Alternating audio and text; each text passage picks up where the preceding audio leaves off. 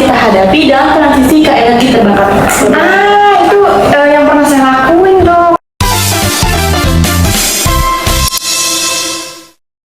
Assalamualaikum warahmatullahi wabarakatuh. Halo semuanya, kembali lagi di podcast As Not Tension. Kembali lagi nih sama aku Niona dan partner aku yaitu Syafira. Halo semuanya, aku Syafira dan kali ini aku bakalan nemenin Niona dan juga teman-teman sekalian untuk membahas topik-topik yang seru banget dan pastinya bermanfaat. Ya, bener banget nih Syafira. Jadi kita tuh bakal ngebahas berbagai macam topik dan juga topik yang lagi hangat dibicarain nih. Dan pokoknya kami tuh mau kalian dengerin tentang informasi menarik tapi gak bosen buat didengerin. Nah, betul banget Nel. Selain informasi yang bakalan kita sampaikan di sini, kita juga bakalan mengundang narasumber yang beneran keren abis. Nah, kebetulan banget nih karena kita lagi memperingati Hari Bumi Sedunia, kita bakal ngebahas tentang topik yaitu energi terbarukan. Nah, topik energi terbarukan ini tuh penting banget buat masa depan kita nanti. Nah, kenapa? Karena kalau misalkan kita terus-terusan pakai energi yang tak terbarukan itu tuh bakalan lama-lama merusak kehidupan di muka bumi ini loh teman-teman. Nah, tapi kita bisa dapat informasi lebih dalam gak sih nanti? Bisa dong. Nah, karena kita bakal ngebahas topik ini, kita udah undang 3 tamu istimewa yang ahli banget nih di bidang energi terbarukan. Nah, langsung aja kita undang ya, yaitu Dr. Syifa dari Institut Energi Agensi. Halo Dr. Syifa.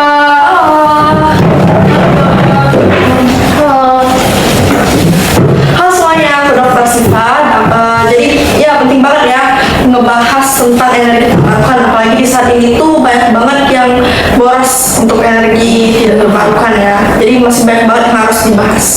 Wah, keren banget. Selain Dr. Syifa, kita juga kedatangan salah satu ahli kebijakan energi dari University of California. Beliau sering banget bahas tentang kebijakan-kebijakan penting untuk mendorong energi terbarukan. Selamat datang Dr. Alicia. Halo Dr. Alicia. Halo. Halo semuanya, aku Dr. Alicia. Senang sekali aku bisa ikut berdiskusi sama kalian semua tentang energi terbarukan. Oke, Dr. Alicia. Dan terakhir nih kita ada tamu yaitu Dr. Sada dari Rocky Mountain Institute. Halo Dr. Sada. Halo dokter. Halo dokter. Baiklah, saya merasa senang sekali ya bisa berpartisipasi dalam podcast kali ini. Saya berharap podcast kali ini bisa bermanfaat bagi banyak orang. Nah, pertama kita tuh mau tanya dulu ke Dr. Syifa ya. Nah, menurut Dr. Syifa, adakah tantangan yang akan kita hadapi dalam transisi ke energi terbarukan? Ya, jadi kalau energi terbarukan ya, untuk tantangan terbesarnya kemungkinan ada di teknologi dan pembiayaan. Jadi banyak banget negara yang belum punya akses untuk energi terbarukan. Makanya itu yang bisa menghambat proses transisinya. Wah, jadi tantangannya cukup banyak nih ya. Kalau dari segi kebijakan nih, Dr. Alicia, gimana sih yang bisa kita lakukan untuk mendorong energi terbarukan ini? Oke, kebijakan sendiri itu berperan sangat penting ya. Contohnya, intensif insentif bagi perusahaan yang menggunakan energi terbarukan atau standar efisiensi yang ketat. Kebijakan ini dapat meningkatkan peminat dan juga mempercepat transisi. Wah, keren banget. Ternyata kebijakan itu tak kalah penting ya. Kalau dari sisi teknologi, menurut Dr. Sada gimana nih? Kalau dari sisi teknologi sih, yang paling penting itu penyimpanan energi terbarukan ya. Kan sia-sia aja gitu kan kalau kita udah dapat energi terbarukan, tapi bisa dipakainya bentar doang. Ya, betul. Jadi itulah yang paling utama, yakni suatu teknologi yang bisa untuk menyimpan energi terbarukan dalam jangka waktu yang lama. Oh iya, soal yang insentif tadi, saya ngerasa relate loh dok sama kebijakan itu. Jadi di perusahaan saya kerja dulu ya, waktu itu sempat tuh kepala perusahaannya itu nge-stop insentif berapa bulan gitu, atau enggak insentifnya dikecilin. Jadi karyawan-karyawan tuh pada kabur semua gitu loh. Jadi tentang energi terbarukan ini agak terhambat gitu ya. Jadi menurut saya setuju banget sih sama kebijakan insentif itu. Oke. Boleh gak sih dok kalau dokter lebih jelasin lagi tentang teknologi yang baru sudah terjelasin tadi? Boleh.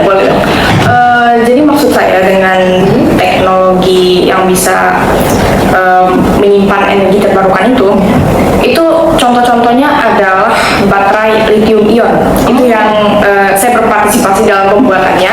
Jadi baterai lithium ion ini adalah satu baterai yang digunakan untuk banyak mobil-mobil listrik di zaman sekarang. Kemudian ada juga teknologi flywheel dan teknologi pompa air, dan mereka semua ini sama bagusnya, tapi minusnya mereka ini belum banyak beredar di masyarakat luas gitu. Jadi masih terjangkau gitu ya dok? Oh enggak terlalu terjangkau sih. Mereka itu bagus tapi cukup eksklusif gitu. Untuk masyarakat luas agak kurang. Wah, menarik banget ya. Kalau menurut Dokter Siva lagi nih, selain kebijakan dan juga teknologi, apa tantangan yang akan dihadapi oleh negara-negara berkembang dalam menerapkan energi terbarukan? Oke, aku jelasin ya. Jadi tantangan ini nggak cuma ada di negara yang belum berkembang. Negara yang udah berkembang pun ada juga yang tantangannya. Contohnya itu kalau di negara yang sudah berkembang ini ada di infrastruktur dan pembiayaan. Makanya penting banget investasi bagi negara yang sudah berkembang dalam energi terbarukan ini. Terus juga ada kayak masyarakat ini harus sadar gitu manfaat dari energi terbarukan. Jadi secara nggak langsung edukasi untuk masyarakat itu juga penting ya dok? Iya, penting banget. Nah, kalau dari Dokter Alisha nih, apa sih yang bisa kita lakukan untuk meningkatkan kesadaran masyarakat tentang energi terbarukan ini? Oke, jadi salah satu cara cara yang bisa kita lakukan untuk meningkatkan kesadaran masyarakat akan pentingnya energi terbarukan itu adalah lewat edukasi sejak dini, seperti kampanye informasi, program di sekolah, dan juga kita dapat bekerja sama dengan media-media yang dapat membantu menyalurkan tentang pentingnya energi terbarukan. Dan kita juga dapat melibatkan masyarakat dengan membangun atau terlibat dalam program panel solar komunitas yang dapat meningkatkan kesadaran masyarakat. Itu yang pernah saya lakuin dong. Jadi waktu itu ada satu kegiatan gitu ya, kayak program kerja itu. Saya tuh pergi ke desa-desa gitu. Jadi dalam desa-desa ini yang terpencil ya tempatnya. Jadi kami tuh memberdayakan masyarakat di desanya supaya mereka itu bisa memasang dan menggunakan panel solar di atas atap rumah mereka gitu. Jadi selain bisa pakai energi terbarukan nih, mereka juga jadi ngerti gitu cara masang alat-alat energi terbarukan, terus cara makainya gitu. Jadi lebih efisien aja. Wah, keren banget ya. Ternyata udah ada yang terrealisasikan ya di lapangan. Inspiratif banget nih Kak, dari Dokter Alisha dan juga Dokter Sada. Nah, bagi pendengar nih yang mau berkontribusi untuk mendorong energi terbarukan ini, ada gak sih saran dari masing-masing dokter? Ada dong. Jadi kalau kalian mau berkontribusi dalam energi terbarukan ini banyak banget. Jadi yang pasti kalian pertama tuh harus mengurangi penggunaan energi. Terus juga kalian bisa menggunakan barang-barang yang ramah lingkungan ya. Terus juga kalian bisa mulai investasi dari rumah kalian. Contohnya kayak yang dilakukan Dokter Sahda tadi itu panel surya. Terus juga kalian bisa ya ikut-ikut kayak semacam seminar mungkin ya, banyak banget yang ada di sini. Oke. Dan juga jangan lupa untuk terlibat dalam diskusi lokal agar kita juga dapat mendengarkan suara-suara di masyarakat di pelosok-pelosok. Bagus-bagus banget ya. Kalau dari saya sendiri sih, biar pendengar bisa berkontribusi ya, kalian tuh cukup ingat aja, sekecil apapun kegiatan yang kalian lakukan yang bertujuan buat energi terbarukan atau buat membaiknya bumi ini, itu pasti berdampak banget buat planet kita. Jadi nggak apa-apa ngelakuin hal-hal kecil tapi continuous, terus berlanjut. Wah, ini semua tuh sangat membantu loh. Terima kasih ya dokter-dokter sekalian, dari Dokter Siva, Dokter Alisha, dan juga Dokter Sahda. Mungkin adakah penutup yang ingin disampaikan? Boleh, kalau dari saya harap kalian semua bisa berkontribusi dan menyadari betapa pentingnya energi terbarukan. Dan juga buat kalian semua yang mau bertanya-tanya lagi lebih lanjut tentang energi terbarukan, saya biasanya ada kayak Q&A gitu di Instagram, boleh dicek aja, dipantengin terus aja. Dicek terus ya guys. Ya. Oke, kalau dari saya, jangan pernah meremehkan kebijakan kolektif. Bersama-sama kita dapat menciptakan masa depan yang lebih hijau. Kalau dari saya sendiri, untuk penutup, makasih yang udah dengerin ya.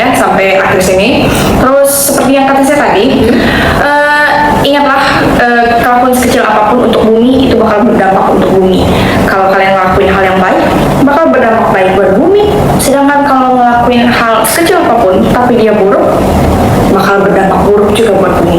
Jadi berpikir dua kali lah kalau mau melakukan sesuatu ya. Ya benar banget nih. Aku setuju banget sama kata-kata Dr. Syara tadi. Dan juga terima kasih ya untuk para ahli yaitu Dr. Syifa, Dr. Alicia, dan juga Dr. Sanda yang udah mau hadir di kesempatan hari ini. Jadi kita dan penonton udah lebih tahu ya tentang energi terbarukan ini. Ternyata juga perlu banyak dorongan dari banyak pihak untuk bisa mewujudin sumber energi terbarukan ini. Nah, iya betul banget Neo. Gak lupa terima kasih banyak buat para ahli yang udah datang dan teman-teman sekalian yang udah nonton.